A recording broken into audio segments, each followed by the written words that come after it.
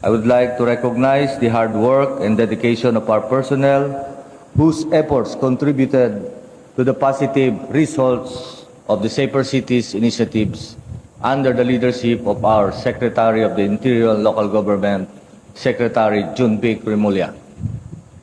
Based on comparative monitoring data, during the 43-day period before and after the implementation of the initiative on April 6, 2026, focus crimes incident nationwide significantly declined.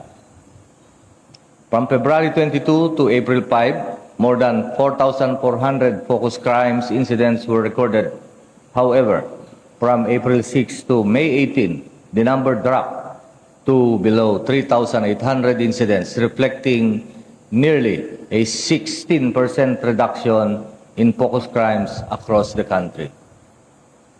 All focus crime categories posted decreases during the monitoring period.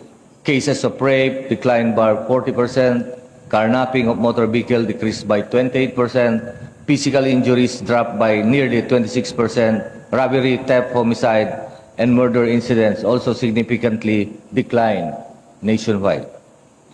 These accomplishments reflect the impact of intensified police visibility, focus on anti-criminality operations, preventive patrols, and stronger coordination with local government units and the community stakeholders. These are not just numbers. These represent crimes prevented, lives protected, and communities made safer because of your commitment and dedication to duty. Sa bawat pulis na nagpapatrolya sa lansangan, sa bawat operasyon laban sa kriminalidad at sa bawat agarang pagresponde sa pangangailangan ng mamamayan, ipinakita ninyo na ang PNP ay nanatiling handa, aktibo at nakatutok sa kaligtasan ng publiko.